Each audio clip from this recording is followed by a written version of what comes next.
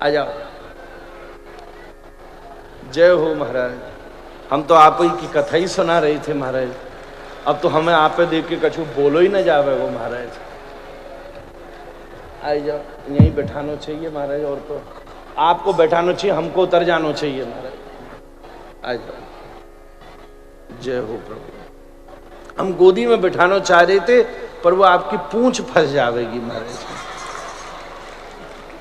इसीलिए जय हो जय हो।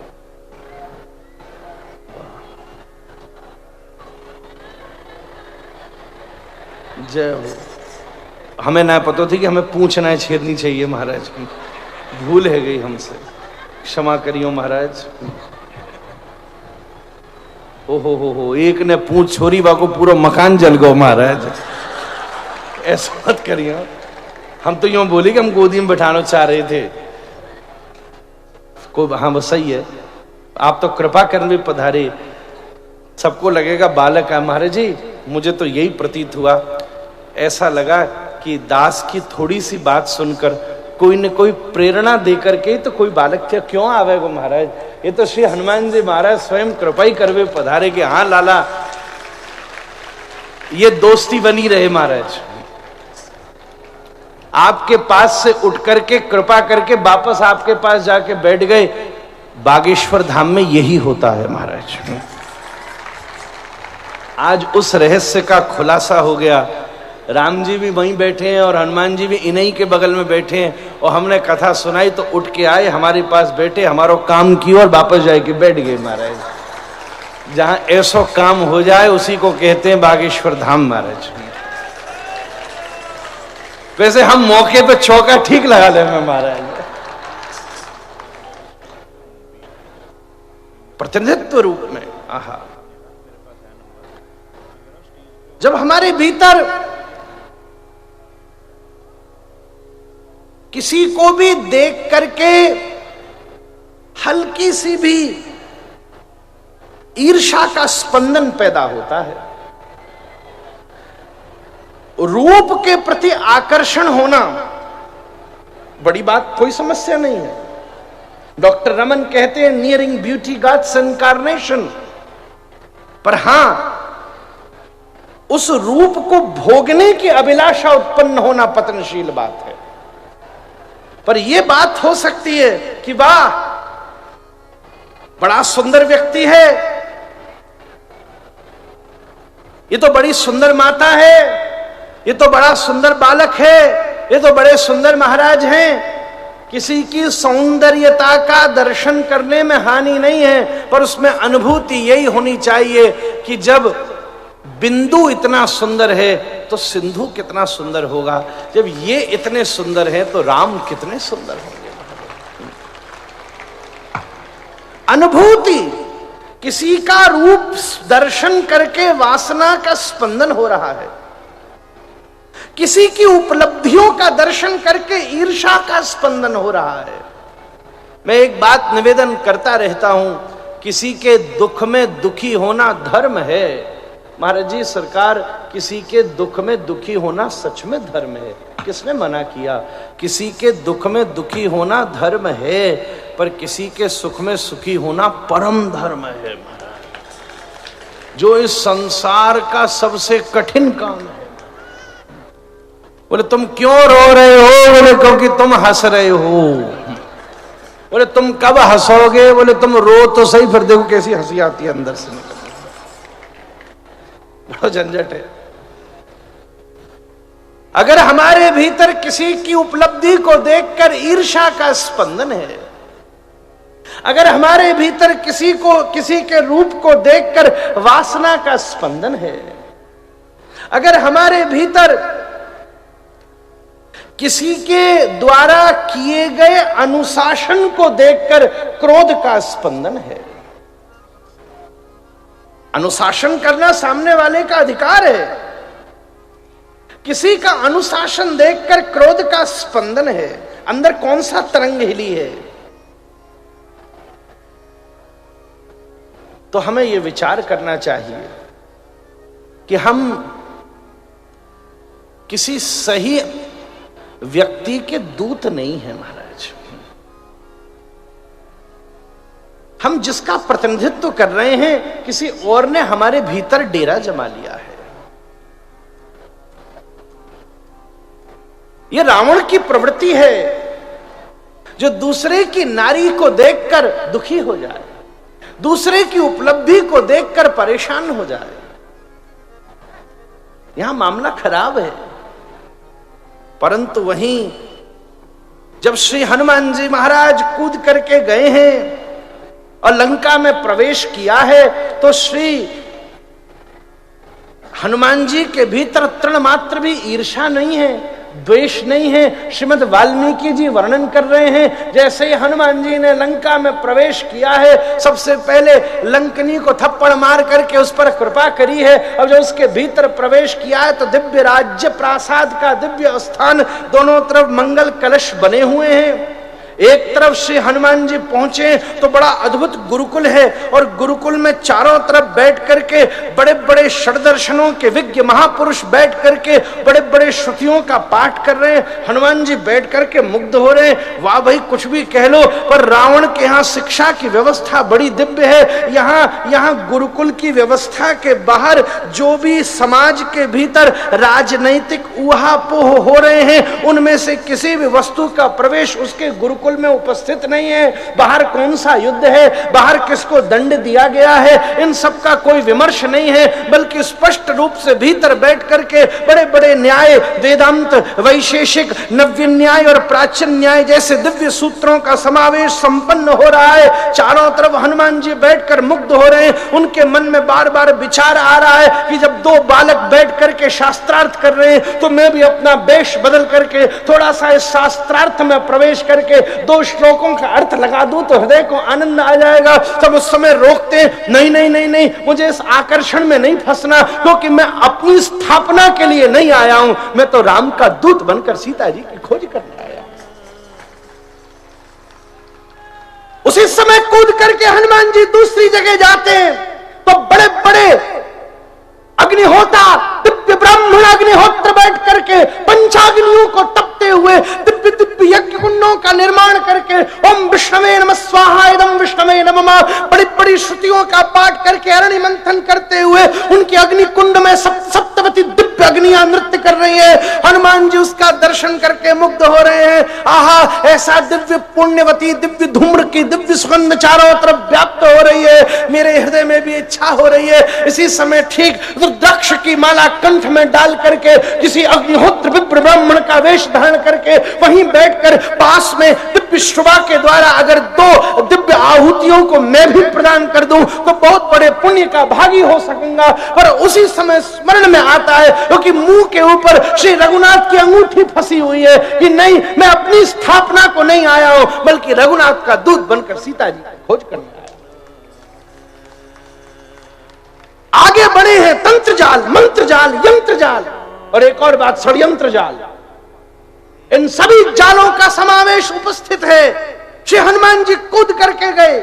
तीसरी जगह पहुंचे तो बड़े बड़े मल्ल योद्धा अखाड़े के बीचे बैठकर बड़े बड़े शरीर के राक्षस अपने शरीर में तेल का मंथन कर रहे हैं, मिट्टी को रगड़ रहे हैं, दाप पेच लगा रहे हैं, उठा पटक कर रहे हैं। और जब महाराज मल्ल युद्ध होता है तब मजा आता है। महाराज छाती से छाती, पेट से पेट, जंघा से जंघा, घुटना से घुटना, नाक से नाक एक दूसरे की रगड़ जाती है। ओहो, उसी समय एक असुर बालक ने दूसरे असुर बालक के सामने पटक लगाई, पर वो पटक को लगाने में थोड़ा सा चूक गया। हनुमान जी ऊपर से वेश बदल के कूदने को तैयार ही थे कि मैं दिखाऊं पटक कैसे लगाते हैं। ठीक उसी समय मुंह में रखी हुई अंगूठी थोड़ी सी हिली, याद आ गया तू अपने लिए नहीं आया है, रघुनाथ के लिए आया।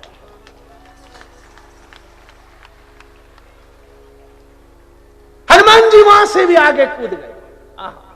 और कहां तक वर्णन करूंगा, चलते चलते चलते चलते मंद्र मंद्र गति से सबसे बड़ी परीक्षा तो एक समय हनुमान जी संपाति के द्वारा बताए हुए, वाल्मीकि रामायण में विभीषण से पहले भेंट नहीं हुई है, सीधा अशोक वाटिका में पहुंचे। चारों तरफ दिव्य अशोक का वृक्ष है, उसके आगे जूही, केतकी, बकुल, मौरशी, शीश, चंपा, पाटिल की दिव्य वृक्षावलियां उपस्थित है। ठीक उसके बीच में 1000 खम्भों का एक मंडप है, मणिमहालय के रूप में विद्यमान है। उसके बीच में 16 खम्भों का एक दिव्य गर्भगृह है, जिसमें सबसे पहले माणिक की सीढ़ियां हैं, फिर पुखराज की सीढ़ियां हैं, फिर नीलमणि की सीढ़ियां हैं, और ठीक नीचे भीतर जाकर के दिव्य बड़ी सुंदरमयी हीरों की दिव्य सीढ़ियों के मंडप के बीच में छत को फाड़कर एक अशोक का वृक्ष लगा हुआ है, और उससे टिक करके एक महादेवी बैठी है। श्री हनुमान जी वहां पहुंच करके अनुसंधान करते हैं, विचार करते हैं, ये वही हैं, मैं इनके पास जाऊं कि नहीं जाऊं, इनके पास कैसे जाऊं।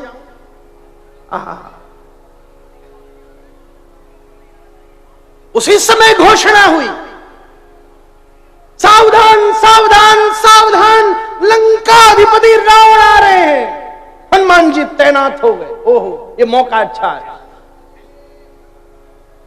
अपनी सारी पत्नियों को लेकर के, मंदोदरी आदि को लेकर, चंद्रशाला खड़क को जमीन के ऊपर जब लिधाड़ के लाता था, तब उसकी धमक के द्वारा शेष के ऊपर धरी हुई पृथ्वी भी डोलती थी। रावण जाकर के ठीक सामने खड़ा हुआ। आज तक रावण कभी मिलने नहीं आया, अकेला अपनी पत्नियों के संग आया, और सीता जी को प्रस्ताव देता है। वो कहां जंगलों में घूम रहा, परित्यक्त क्यों पड़ी है उसके पीछे? ये सारी की सारी रानियों को तेरे चरणों की मैं दासी बना दूंगा, तू एक बार मेरे विवाह के प्रस्ताव को स्वीकार तो कर, उससे विवाह करना। सीता जी ने उसी समय तृण उठा लिया। हनुमान जी ये देखकर मुग्ध हो गए, बोले आज से मैं अपना ट्रांसफर कर रहा हूं। क्या ट्रांसफर कर रहे हो? बोले मैं राम जी का दूध हूं, पर सीता जी की चेली हूं। इतना पराक्रम, एक तृण सामने, एक तरफ ये भारतीय मनीषा का चिंतन देखिए, एक तरफ तंत्र मंत्र यंत्र और बड़े बड़ी दिव्य विद्या और पराक्रम से युक्त रावण, जो अपने सारे आयुध और बाहुबल को लेकर के सामने खड़ा है। इससे बड़ा क्या तिरस्कार हो सकता है कि उससे लड़ने के लिए एक जनक सुता, जनक नंदिनी जानकी एक तृण को सामने उठाकर खड़ा कर। रावण, अगर रघुनाथ मेरे पति होते तो मैं कब का छोड़। आज मैं तुझे एक रहस्य बता रही हूं। रावण, रघुनाथ मेरे पति नहीं, पति होते तो तूने हरण कर ही लिया, ले ही आया। रघुनाथ मेरे पति नहीं है, रघुनाथ मेरे प्रिय हैं। पति केवल संबंध आधारित है, और प्रेम संबंध प्रकाशक है। संबंध अंगूठी है कि नूपुर है कि कुंडल है कि हार है, पर प्रेम सोना है। सोना है, वो सोना नूपुर बनेगा तो भी कीमती रहेगा, वो सोना अंगूठी बनेगा तो भी कीमती रहेगा, वो सोना हार बनेगा तो भी कीमती रहेगा, वो सोना कुंडल बन जाएगा तो भी कीमती रहेगा। हनुमान जी के हाथों में खुजली चलती थी। कुछ दिन की मोहलत देकर के रावण वापस लौटा। सोच रहे मैं क्या करूं, सीता जी का स्वरूप भक्ति का स्वरूप है। हनुमान जी सोचे क्या करूं। साधारण जीव भक्ति के पास व्यथा लेकर जाता है सरकार। हनुमान जी ने कहा मैं साधारण नहीं हूं, रामदूत हूं, इसलिए मैं कथा लेकर के जाता हूं। उस समय इस प्रतिनिधित्वात्मक अनुभूति ही आप सबके पास विकल्प है। इस जीवन को ऐसा बना लीजिए कि हमें देख करके भारत का स्मरण हो, हमें देख करके सनातन धर्म का स्मरण हो, हमें देख करके श्री रघुनाथ का स्मरण हो, हमें देख करके ही पता चल जाए लगता है इसके माथे के ऊपर बागेश्वर धाम की मट्टी चढ़ी हुई है महाराज। दूत शब्द का अर्थ ही प्रतिनिधित्व होता है। जब आप सनातन धर्म के लिए जाति पाति प्रथा से ऊपर उठ जाएंगे, एकत्रित भाव से बैठेंगे, इस प्रकार आत्मीय भाव से स्थित होकर के संपूर्ण भारत को फिर से उस दिव्य हिंदू चेतना से युक्त करके सब सनातन धर्म में रत कर देंगे, तब पता चलेगा कि आप सब राम के दूत बन करके ही इस देश में अवतरित हुए हैं। मुझे ऐसा लगता है इस पूरे संसार में इंसान जन्म लेते हैं, पर इस भारतवर्ष में भगवान के दूत ही जन्म लेते हैं। ये भारतवर्ष की भूमि साधारण नहीं है, पर हम जब अपने वास्तविक धर्म को भूल जाते हैं तब हमारा ये दूत भूत बन जाता है महाराज। जब हम अपने वास्तविक उद्देश्य की विस्मृति करते हैं तभी ये संभावना घटित होती है। राम दूत अतुलित बलधामा अंजनी पुत्र पवन सुत नामा। भैया हाथी को कितनों भी छोटो कर लो, चूहा तो नहीं बना सकते ना महाराज। इसीलिए कहाँ हनुमान चालीसा, कहाँ इतनो लंबो चौड़ो विषय, कहीं पहले 2-5 दिन चर्चा भई, अब थोड़ी देर में पतो मोए। इतनी देर तो हनुमान जी को भी जाने में या तो ज्यादा ही देर लगेगी जितनी देर में हमने आपको रामदूत अतुलित बलधामा की थोड़ी सेवा कर दी, फिर से हनुमान जी महाराज भी आए गए। इसलिए आप सबको दिव्य दिव्य भावना से हनुमान जी के प्रागट्य उत्सव की खूब खूब बधाई देता हुआ एक दिवसीय एक घड़ी आधी में पुनि आध। अरे बंधुओं, कथा दिनों से नहीं होती, 7 दिन में जो हो, 3 दिन में जो हो, 9 दिन में जो हो, उसे कथा नहीं कहते, बल्कि जो हर दिन बना दे उसी का नाम कथा है महाराज। जो रोज हमारे दिन का अलंकार कर दे, उसी भाव से युक्त होकर ये दिव्य अनुभूति बनी है। जो भी कुछ अल्पकाल में हम सेवा कर सके, कुछ त्रुटि हुई हो तो क्षमा कीजिएगा, पर आप सरकार अपना बनाए रखिएगा। और ऐसे ही श्री हनुमान जी की अर्चा और चर्चा, कितनी सुंदर बात है।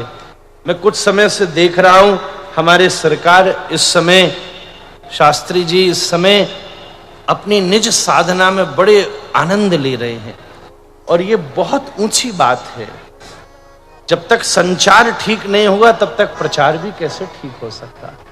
इसीलिए ऐसा कोई ही होता है, जब एकांत का मजा आने लगे तब साधना ही सुख दे सकती है महाराज। मेले खूब हैं, पर कहीं हैं जहां केवल मेले हैं, अकेले में कुछ नहीं है। कहीं है केवल अकेला ही है, मेला ही नहीं है। पर यहां वो मजा आता है कि जब बाहर आए तो मेला ही मेला है, अंदर चले जाएं तो अकेला ही अकेला है। ये दोनों चरम तभी मिल सकते हैं जहां एक तरफ पर्वत की ऊंचाई हो और दूसरी तरफ समुद्र की गहराई हो। साधना भी है। आप इस वर्ष में जो भी राष्ट्रहित के लिए, हम सब लोगों की रक्षा के लिए, अपनी दिव्य शक्ति अर्जन के लिए जो भी साधना में रत हो रहे हैं, वो तो रहस्य आपको ही पता है, पर यहां बैठकर व्यक्ति व्यास रूप होता है।